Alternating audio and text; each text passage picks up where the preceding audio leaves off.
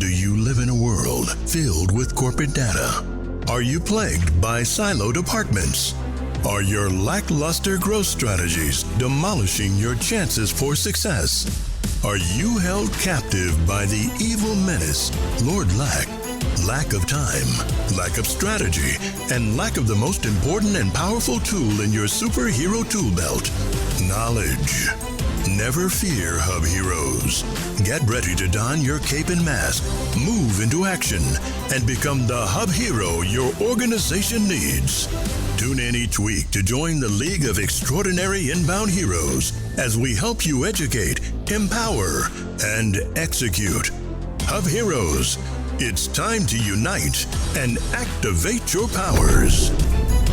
All right, Max. Badge off, boys. I see what you're doing there, Max. So, oh my goodness! If you're watching this, so first of all, if you're watching this, I might have to clip this, Maddie. We should probably clip this.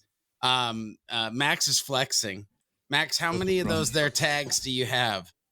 Inbound tags. Oh, these actually. Hold on. These are imposters right here. Oh, those are imposters. I got this one and I got last year's. Gotcha. Okay. I can't find my other ones. I've got like 9 of them. All right, there we go. This is flywheel kickoff. Oh right. Shit. Those are all inbound, baby. Dude. Those are all that's inbound. How George does his squats, dude. He just puts his I just put my HubSpot Academy certifications. See all those cert badges? Yeah. It's like I'm my surprised you can HubSpot even stand with all that on. It's hard. It's my inbound Mr. T starter kit, if I'm being honest with you. But let me hang it back up. Hey, so here's the thing, ladies and gentlemen, we're back from inbound. It's been a week or so since inbound, but things happen. We're finally recording. Guys, let's kick this off as I hang these back up. If you could describe this year's inbound 2025 with one word, what would your one word be? AI, dude. Loopy. Oh, okay.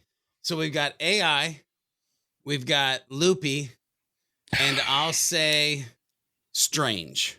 Now, Max, why AI for you? I don't know, because it's the only word that I heard the entire time when we were there.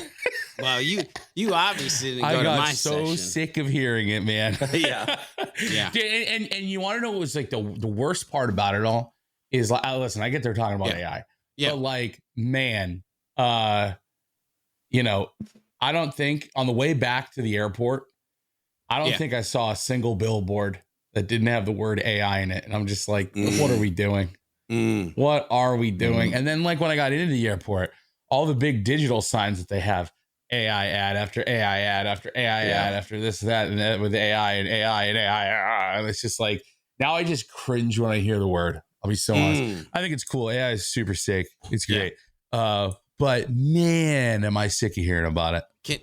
It's funny because I heard Remington Begg, he did a post and he was like, are you sick of hearing it yet? I'm sick of talking about it, but and I think it's interesting because there has to be like a deeper level to even why you're using the AI or having the AI conversation. But anyway, we might swing back into that. Chad, you said loopy.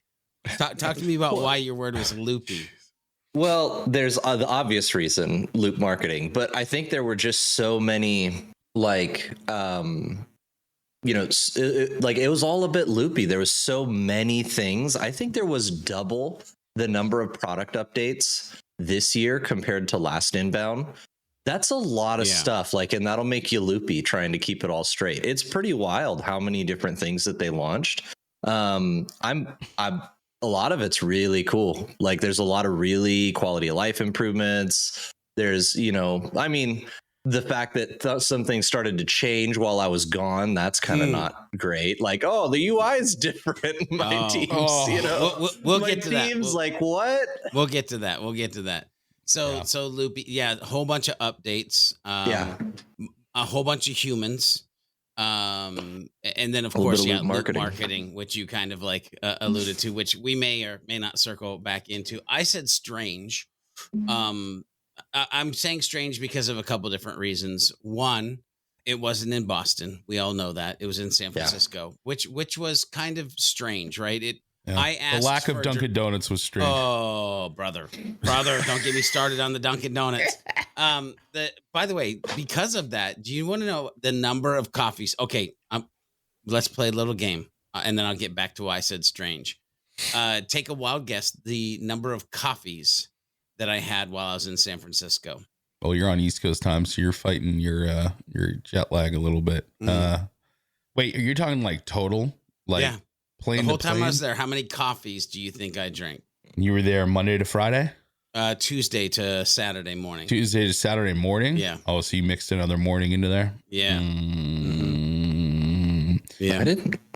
I didn't see you with the coffee cup in your hand 26. 26. Oh, Max, you said 26. Yeah. Chad, you said I didn't see you with the coffee cup in your hand once. Yeah. I'm going to say 0. Oh, okay. We got 26 and we got 0.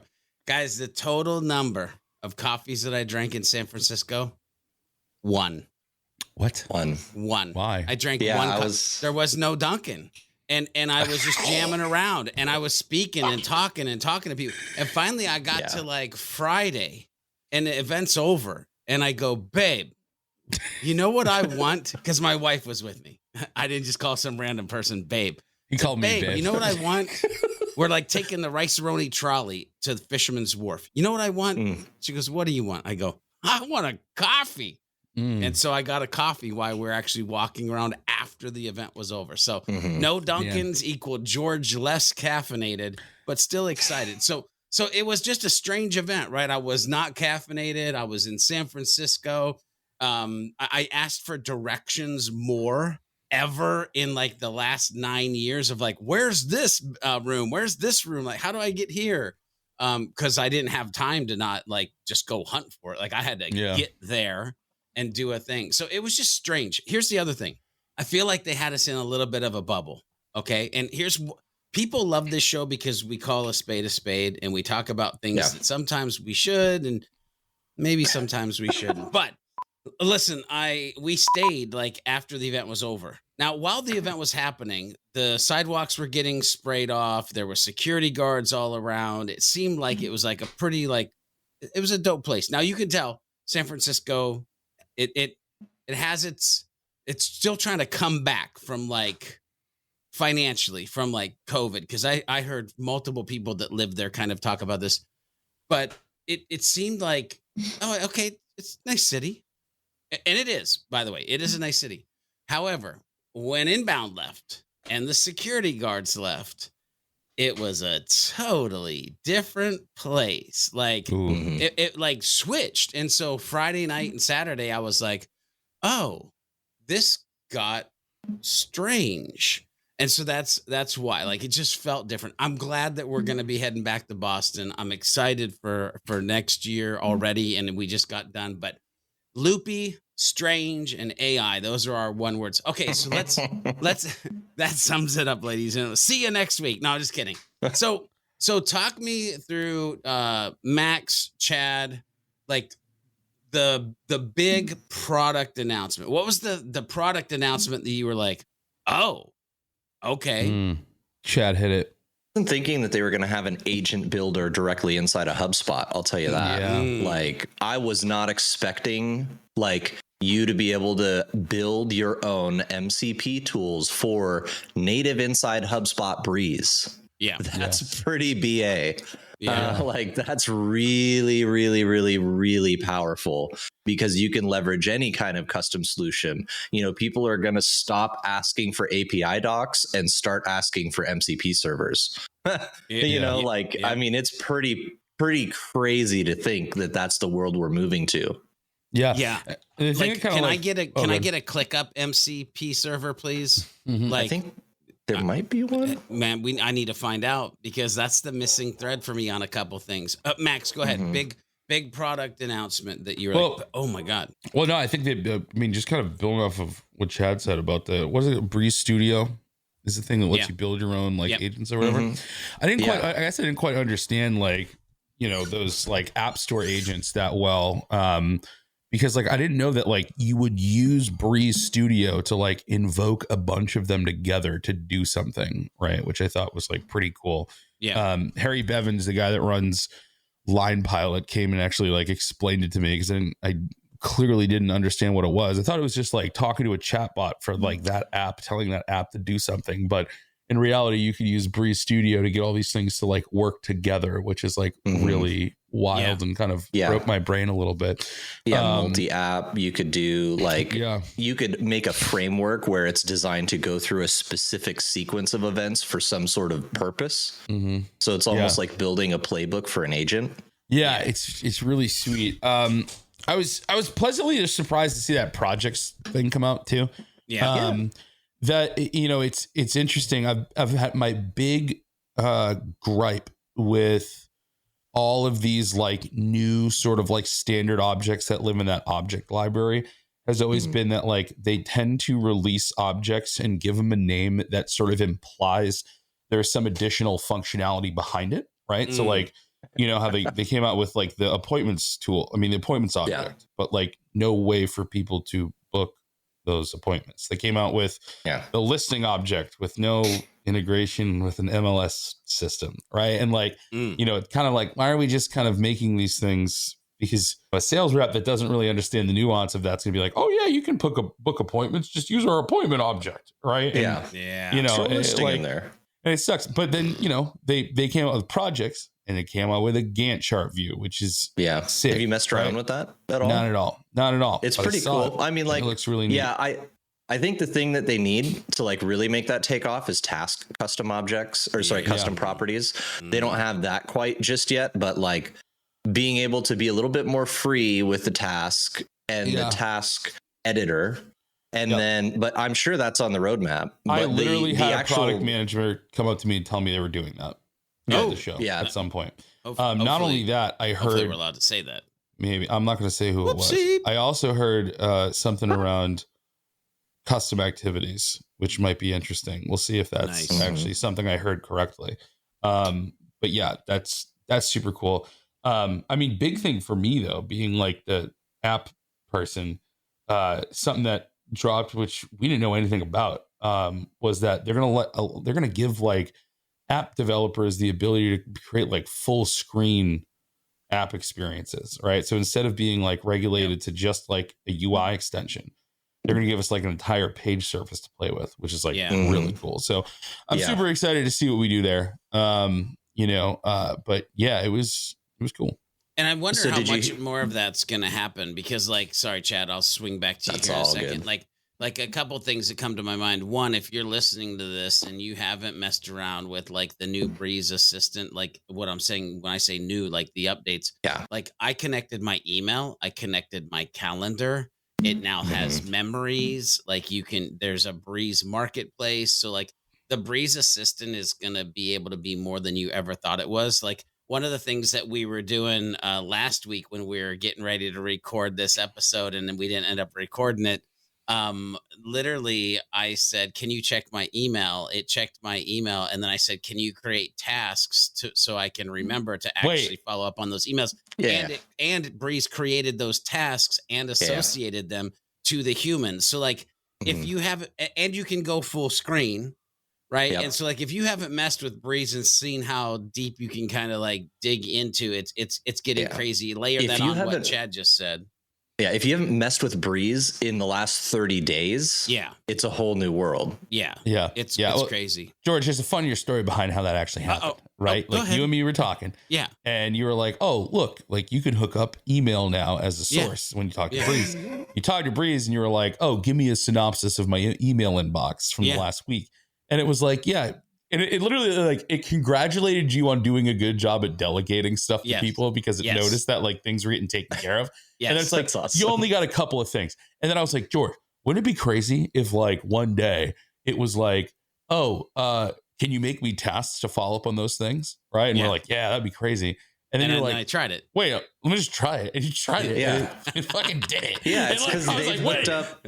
I was like, wait, how far along is all this stuff that I don't even. Max is like, wouldn't it be nice if one day, and then one day was that, and then literally one day was that 30 seconds later, right? Which is so cool to see. It's because they more or less they've added a lot of functionality of the MCP server to Breeze. Not all of it, but you can like actually talk to it and add custom properties and ask it questions about your property schema, like the structure of your properties and all that sort of stuff already. And it will analyze data. It's very impressive. It doesn't work like for a long time just yet. I've had some stuff where I'm like, hey, I want to, do some data transformation, almost like a workflow, but with a little bit more AI in the middle and not having to like build out a weird workflow to do it. Yeah. And it did like maybe 5 out of 400 deals that I wanted it to modify because it wouldn't work. This is for Max, agentically. Worst word in the human language ever invented. It wouldn't work agentically for a long period of time. Yeah. But I think that's on the horizon. So here's my take on this. You want normal people to adopt AI. Stop using words like generative and agentic.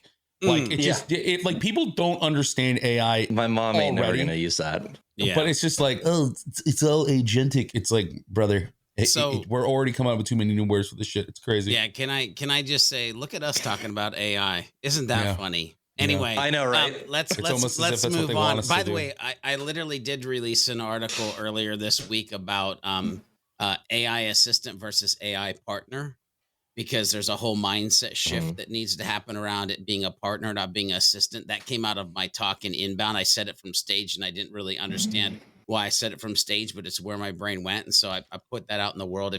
If you're curious what I'm talking about, you can go to sidekickstrategy.com, look at the article, AI assistant versus AI partner. But let's get back on the Inbound kind of recap thing here. Any big surprises that you guys were like, ooh, and other than software, but just like maybe it was the space, maybe it was something else?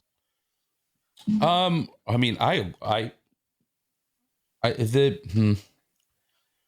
liked the layout a lot. I don't know. Okay. Our marketing manager, Nikki, who's really, really good at the trade show thing, had a much more tactical, informed, and educated breakdown around why she didn't like it. Mostly because of the traffic, right? Okay. It was different in that, like, the booth track, you had to want to go to the booths. Yeah, like that. I was exactly what I was going to say. Right. The booths used to be like in the same space as the HubSpot product area. Yeah. And you had to go through the HubSpot product area to get to the keynote. Yep. Right. Yeah. Now you would go downstairs and you had a decision point. You had a fork in the road. Right? Yeah. Right. And like, so a lot of people just like went upstairs, didn't really go through the booth. So like a lot of the people in the booth were like, where's that traffic? You know what I mean? Like, I still feel like we had a lot of traffic, right? I didn't stop talking the entire time. Yeah. But as someone who just doesn't understand all that at like a very deep level, like I liked how interesting like the booth layout stuff was. Like it was, instead of just one straight line, and it was just kind of something you had to walk through. It very much was very interesting and intricate. The layout had a lot of interesting curves and angles and like surprises around every corner. You know what I mean? It felt very organic, almost like a little. See, I said organic because we've been saying agentic. Organic. Oh my God, I'm going to start using that word now. Organic. That's just look at my social organic traffic. Yeah, look at this organic content we've created. But it always felt like there was something to discover down there. So I did kind of like the, it didn't feel like you just saw everything like immediately and you're like, okay, this is it. Like it felt very, like there was a lot to explore, which I thought was cool. Yeah. Chad, big surprises or big surprise. Yeah, I just I think it's interesting to think that when you're walking downstairs, you're literally walking underneath the road into the keynote. I think that's like weird for people because I pointed it out to a couple of people. They're like, "Oh yeah, you're right. Like we're in the other building." All of a sudden, Yeah, my wife was one of those to be underground. Yeah, my wife was one of those people because she kept telling me for like a couple of days, we don't go into that building. We go into this building. And she's like, it's interesting. We only used that building the first day. And then she came to me like day 2 or 3 and was like, actually we have been using that building. Chad told me and I was like, Oh, okay. I guess we do. Yeah, it's just, I mean, that's just like, one of those things about the event center and whatever. But I felt like it was very interesting that, all the HubSpot stuff was completely separate from all the booths. It's obviously there just wasn't enough room to have it all together, right? Because of the way the building was. But I felt like that was an interesting thing. The layout was cool. I definitely +1 that on Max, but yeah. Oh, that's one other surprise. I got a Mountain Dew and a water, and it cost me $15. Oh, that was a fun surprise. Yeah, let's not talk about my taxi surprise that was like $67. But anyway, that's the surprise I want to talk about is honestly like loop marketing. That was a surprise to me. I was like, wait, what is happening right now? Like, listen, and it's not because I'm a loop marketing hater. It's because we only talked about marketing. Like, we didn't talk about sales. We didn't talk about success or service. We didn't, right? Like, we that talked ended about up being my saving grace. But yeah. Okay. Well, because go ahead. I was crashing the hell out during when they like showed the loop stuff, right? Yeah. On partner day. You mean you were like going down in flames, like mentally, like what is happening? Yeah. I was about to walk out, not gonna lie. Yeah. Because I looked at it as something that was like replacing the flywheel. Yeah. Right. And I think that's the wrong way to look at it. And that's not what's happening. No. And I think also it's like, it's just because they didn't mention it doesn't mean that it's replacing it. Right. Yeah. Right. There is a separation between what is inbound marketing and what is the flywheel. Yes. Right. The flywheel, attract, engage, delight, that kind of encompasses all the big major motions and things you're generally using HubSpot to kind of support you doing. Right. And HubSpot was built to support that strategy. Right. And I think it still is. Right. But the reason I loved inbound so much is like, man, that is so easy to explain to somebody. Yeah. Yep. Right. And it's like, no matter what you do, is if your business is operating in any capacity, you are doing those three things, even if you're doing them in a slow, clunky, grinding to a halt way. Because if you weren't doing any of those things, technically your business couldn't run at all.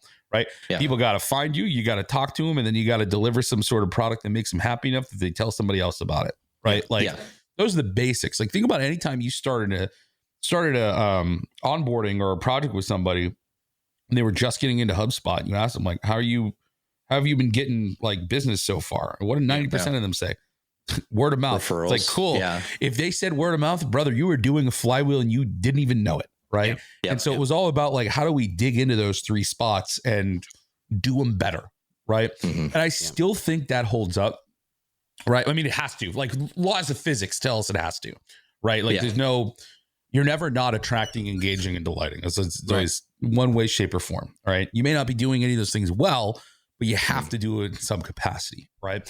And so when I saw the loop thing, I was like, oh, what is this? They're taking this beautiful, easy, universally sound, timeless strategy, right, and completely turning it on its head, and it doesn't make any sense to me. But after I, wiped the blood off of my mouth and became conscious again, I realized like, oh wait, this is it. They're calling it loop marketing, and they're calling it loop marketing for a very specific reason, because it is a marketing strategy. It's not like system, something replacing everything, right? Yeah. And I do agree that in the age of like everyone has all these AI tools at their fingertips and no one has any idea how to make sense of all of it, right? There does need to be a playbook around it. I do think, right? Now, do I think it's a little bit complex? Yes. Do I remember the fourth? Well, hold on. Nope. Express. We couldn't remember him that whole every time they hear it, every time they say Express, I just think of Dr. Dre going, "Express yourself." Anyway, I think of back-end servers. Yeah. So Express. What is it? Express, tailor, amplify, and evolve. It's like I don't know. I maybe I need to like really kind of understand like the pieces of it, but it's just like I don't know. I don't understand it. And maybe that's my fault. Right. But I appreciate that, they're trying to build a playbook for marketing in the AI age. The only thing that like kind of bugs me about it is that for so long, when we looked at inbound, right? Inbound was always something that you could do without HubSpot, right? It was a strategy first and foremost, right? You could do inbound without HubSpot. It would be harder, sure, right? But you could do it, right? And they built the tool to support that thing, right? Where I get scared, and again, this is just me being like, you know, an inbound marketing conservative or something. I don't know, like someone who like, purist. You know, an inbound marketing purist, right? Someone who doesn't want to see things. Maybe I'm adverse to change, whatever it may be. He's a Slytherin. I'm a Slytherin. Oh, right. To me, there's a piece of it that, you know, with the huge emphasis they're putting on AI and Breeze and credits and this, that, and the other thing. Yeah. To me, what it feels like is the product is now shaping this strategy, right? And it really kind of feels like just a big strategy to say like, hey, you need to use AI, and we've got all these AI tools, and you have to use AI, and here's a strategy to use AI. So let's back up. Please burn some of my credits. Yeah. Geez, okay, don't get started on that. Infinite credits. You know what I mean? We probably need to do infinity credits. We probably need to do a whole credits. We probably need to do a whole credits episode. Were the words you used? I want to back up, but first of all, were the words you used express, tailor, amplify, evolve? Were those the words that you used? Okay, that's beautiful. It, right? I just wanted to make sure that those were the four, because those are the four words. But let's back up, because I think for the impact for what you're saying is like, historically, when you went to inbound, it was the inbound methodology you felt was driving the product. This year was definitely, it felt like the product was driving the inbound talk. Now, I want to back up, because I was surprised with loop marketing, but this is what I want to say. I think Yamini did a great job. I was paying attention because I had been forewarned of the coming of loop marketing. So I was paying attention with an open mind, and on the slides, the things that were on the slides, I'm like, yep, check, makes sense. Need to do that. Yep. Okay. Yep. So I agree with everything that was in the slides. I'm just, again, I don't know if I'm a big fan of loop marketing, like the term in itself. I don't know what else you would call it, but I'm just like, okay, I'll live with it, deal with it, talk about it, but it's a system, and you need something that goes along with that system. You need some principles, right? And so there's, again, I wrote an article that is loop marketing meets the superhuman framework, and it's on Psychic Strategy. You can go check it out. But it's where maybe the two combined actually get us closer to what historically might have been a system that lives inside the inbound kind of original framework that I fell in love with. So here's another surprise for me. It was a surprise a couple of years ago when Brian wasn't on the keynote stage as far as the kickoff.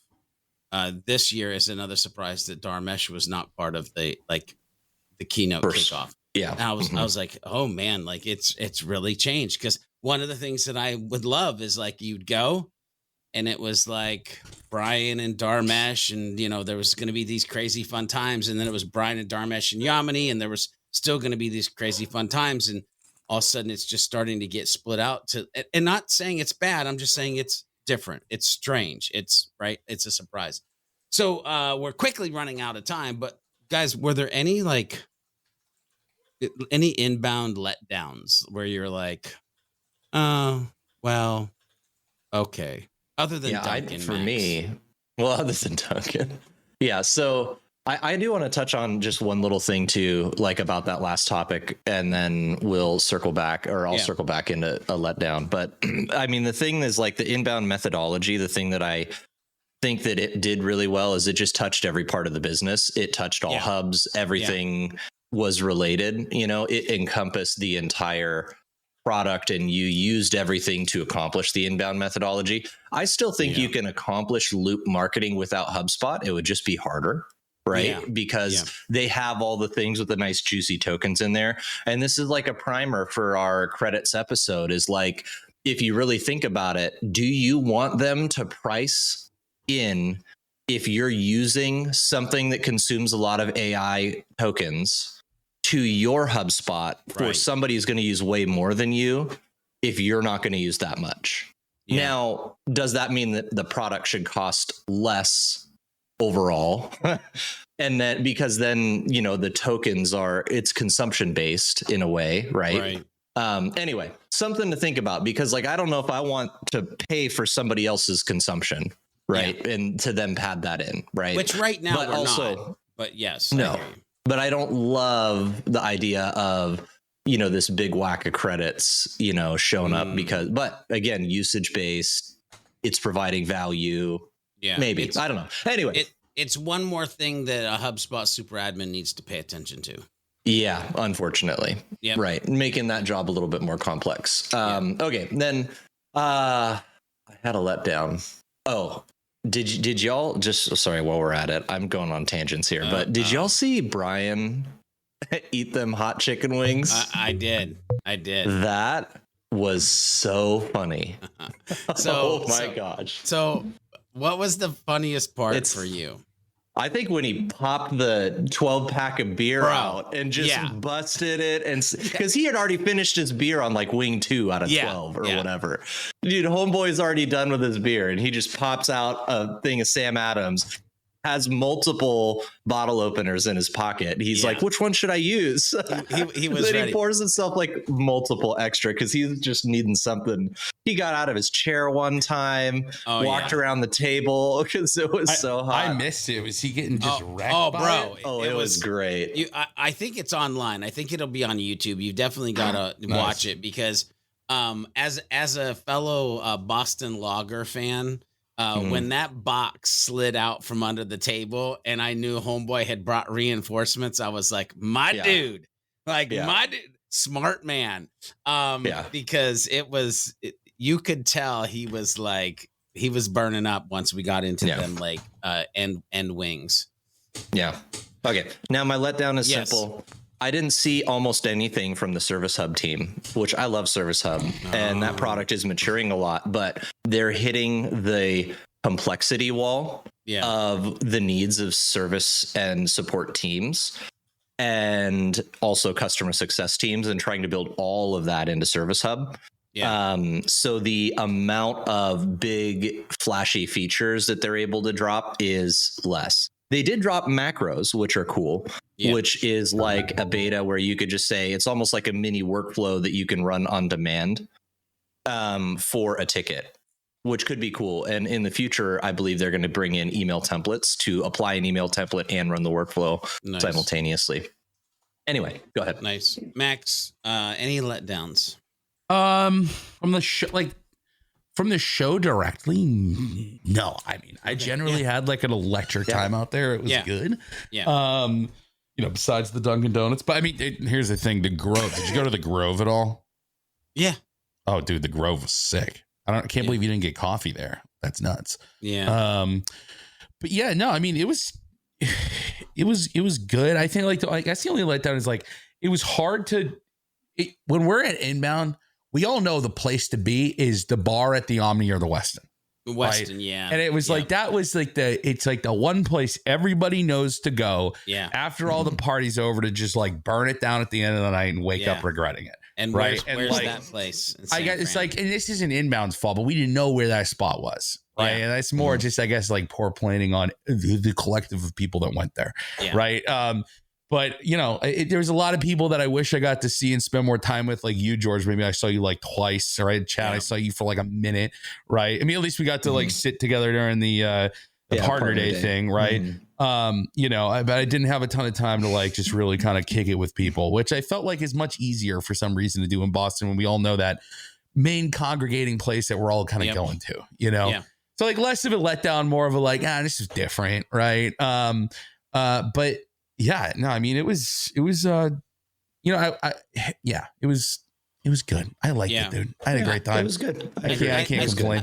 I think for the first time having it somewhere else from Boston, I don't think it could have gone any better. Oh, honestly, it went really well. And the team, the inbound team did a great job of like getting it all put together. Yeah, like they were Johnny on the spot, like everybody from like checking you in to like if there were issues with your badge to like Courtney Dogger and her team and like getting it all set up even before like people like it was just good.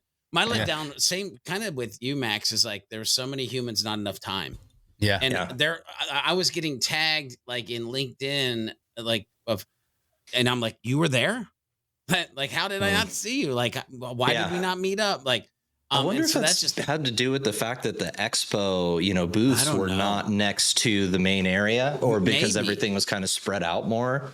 Maybe, but you didn't see as many humans as you thought you could or wanted to see. So that was so we'll see how that feels next year. Okay, so Max, take us to the Happily booth for a minute. How was the Happily booth? How did it go? Like, it was crazy. Yeah, it was crazy. If I'm being so honest with you, it was absolutely electric from beginning to end. I would just get there, plant my feet on the little AstroTurf that we had, and then black out for approximately, I don't know, 10 hours or however long we were there. We were there from like 7:30 to badges, 6, right? Scan some badges, preach the gospel around how running events in HubSpot is actually the most big brained play you could ever run in your life as a RevOps or event person. And it was sick. And it was really cool because this year, like our tool is as close to like just plug and play as it's ever been. Last year, it was one of those things where it was like, if someone thought it was cool, like you still needed a PhD in HubSpot and a unnecessarily nuanced understanding around how our app worked in the background. It was powerful. Don't get me wrong, but like this year we were dropping jaws, dude. Like it's just awesome. Like, it's so easy to just like install and just start using immediately. It's crazy. And, the team did an absolutely insane amount of work, like getting it to where it was. And so we dropped a bunch of big things. We got the event builder, which just lets you basically give us some information about your event, and then we just build all your assets for you instead of you having to do it on your own. Yeah, like the campaigns builder dynamic. Yeah, that's cool. It's crazy. Marketing Studio is something we should talk about at some point. Yeah. Maybe do a whole episode on it. But we did that. We had our new lead capture app, which was a huge hit, right? So like, instead of doing like the boop boop thing, you just like scan text on a badge, we look it up, we enrich it, throw it into HubSpot, all that kind of stuff. And the enrichment's pretty good too. Dude, it was actually like 90%. Like the amount that I did. He like, scanned my badge and it's like, oh, you're a company of blah, blah, blah people. And he sent me an email just as a test, Yeah. And like, I would watch it right on pretty good. I'd be like, you see how it got your first name, last name, and company? It pulled that off your badge, but now it's going to try to find some stuff. And I would sit there and watch it with people. Right. And like 20 seconds later, it would come up. I'm like, is that right? They're like, yeah, it's right. And I'm like, sick. That's awesome. Like I thought it was going to be wicked inaccurate, but it ended up being like 90% like correct, which is cool. So then we had that. And then we have this whole new way to do like in-person check-ins and like QR code scanning and stuff like that. And so it was cool because like these were things that just lived in my brain for a very long time. And then our team like worked day and night insanely hard to like make these things like real before inbound. And it was a surreal experience. And it was also, it felt very vulnerable. Like I was like, oh, are all these things we're doing, like, are people actually going to like it? Is it gonna be good? And it was just, I don't think I had one bad conversation. It was just, it was amazing. And the team was cranking. We had like images on the iPads and we're showing people. It was really cool. It was super fun. Yeah. All right. So we've served up an inbound meal. Let's do some salt and pepper. Salt and pepper, meaning you take about 15 seconds to 20 seconds each. And it can just be the most random stuff. I'm going to go first. You guys can then go after me, and then I'll land this episode. So the salt and pepper of Inbound 2025 for me are things like, 1, getting to have a dinner with Chad, his wife, Chris Carolyn, his wife, myself, and my wife sitting together and having the one that you were invited to, but you missed. No shade thrown. But that sitting and having that dinner was amazing. Driving in a Waymo and using it as a tour guide through the city of San Francisco to take my wife to see the Golden Gate Bridge, the Full House House, Mrs. Doubtfire House, the Curviest Road. Just being able to get comfortable with that in something we'd never done before was amazing. But also seeing those things outside of the event, seeing people like my PDM and other partners that he serves, and we took a big photo. Okay, that's probably longer than 20 seconds. I'll shut up. But like those are salt and pepper random moments that made Inbound 2025 amazing. I really enjoyed hitting the city. Got to go do the Golden Gate Bridge with my wife and her friends. You know, we were there early because my wife does like event management, as some may know. And, you know, because of that, one of their gifts, I got Inbound socks. Wow. Nice. Look at Little that. sockies. Yeah. Full house on the heel, man. Damn. Yeah. So that's a nice little thing that the Inbound event planning team was giving out to some of the event staff, which was fun. So I got a little Inbound sockies. Just seeing and connecting with people everywhere is just so good. Doing the Waymo was fun. Never done that before. I even got in on the public access to the Tesla Robotaxi network. If any, you know, people like them, hate them, whatever. But like, it was cool to do that for the first time too. I got to try 2 different driverless car services. That's fun. Nice. So, yeah. Well, I'm glad you guys had a great experience with a Waymo. We almost hit a dog, and then it dropped us off in the middle of the street at like 2 a.m. That was weird. Yeah. And then it like stopped behind someone who was at a stoplight that wouldn't go. And like, we had to like get in touch with Waymo support because we didn't know what to do. And then the car got like really annoyed and just like backed up and drove around the person. And then they went. So yeah, not a great experience in Waymo for us. But I will say, I had the best fried chicken in my life at this Chinese restaurant called Z&Y. It was like just a bowl full of Szechuan peppers with this fried chicken that's fried in a way I've never seen chicken fried before. Wow. And when you ate it, your jaw literally would buzz. It was the craziest sensation I've ever experienced eating Chinese food. Was there some additives on that? I'm like, wait, what was on that thing? I think it was just the bowl of Szechuan peppers it was sitting in, right? But yeah, dude, it was sick. I loved it. Can't complain. It was great. It was Love good. it. So moral of the story is a lot happens at Inbound. If you weren't there this year, make sure you check out the HubSpot YouTube channel. They are going to have some things showing. If you haven't ever been to Inbound before and you're listening to this, then try to make it a plan to go in 2026. It sounds weird to say that because hopefully we'll be seeing you in Boston, and maybe you'll even be part of our 2026 Inbound recap next year. Okay, Hub Heroes, we've reached the end of another episode. Will Lord Lack continue to loom over the community, or will we be able to defeat him in the next episode of the Hub Heroes Podcast? Make sure you tune in and find out in the next episode. Make sure you head over to thehubheroes.com to get the latest episodes and become part of the League of Heroes. FYI, if you're part of the League of Heroes, you'll get the show notes right in your inbox, and they come with some hidden power-up potential as well. Make sure you share this podcast with a friend, leave a review if you like what you're listening to, and use the hashtag HubHeroes Podcast on any of the socials and let us know what strategy conversation you'd like to listen into next. Until next time, when we meet and combine our forces, remember to be a happy, helpful, humble human, and of course, always be looking for a way to be someone's hero.